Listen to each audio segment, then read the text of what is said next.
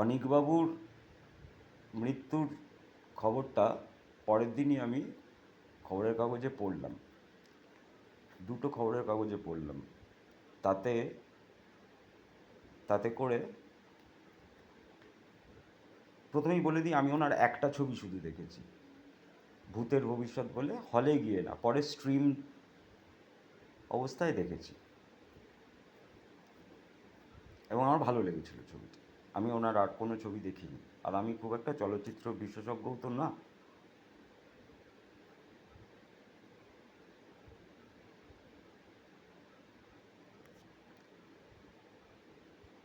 এই যে আমি বলেছি না যে শহীদ মিনার থেকে, আইফেল টাওয়ার থেকে, বা নিদেন পক্ষে স্ট্যাচু অফ লিবার্টির ওপর থেকে ঝাঁপ দিলে, বা হাওড়া ব্রিজের ওপর থেকে, তাহলে অনেক বেটার,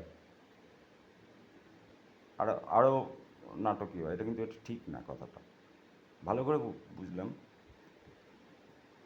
উনি যখন ওপর থেকে পড়েছিলেন, প্রথমে একটা গাছে, নিচে একটা গাছ ছিল, গাছে হিট করেছে শরীরটা, তাতেই গুরুতর, মানে একদম মর্টাল ইনজুরিটা হয়েছে। সে যাই হোক, এইগুলো অনেক সময় অনেকে কেয়ারফুলি চুজ করে। কেয়ারলেসলি যদি কেউ ঝাঁপ দেয় ওপর থেকে, আমি একবার শহীদ মিনারের ওপরে উঠেছিলাম,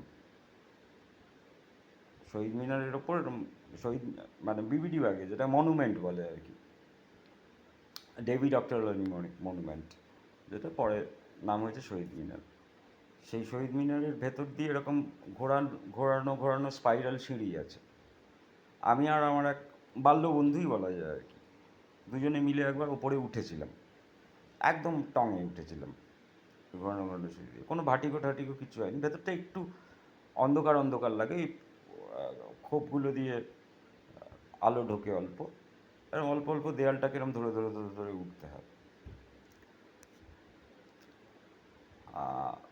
কিন্তু ব্যাপার হচ্ছে, যদি ওখান থেকে কেউ ঝাঁপায়, এমন তো হলো কারোর ঘাড়ে গিয়ে পড়লো, সে ব্যাটা মরলো। সুতরাং সুইসাইড করতে গেলে অনেকগুলো কনসিডারেশন দরকার হয়, বলে খুব কেয়ারফুলি চোজেন থাকে, যে যাতে অন্য কেউ না মরে। আমি মরছি, কিন্তু আমি যেন একটা, মানে আমি নিজেই একটা যেন একটা মর্টাল থ্রেট না হয়ে যাই অন্য কারোর কাছে, সেই হলো ব্যাপার।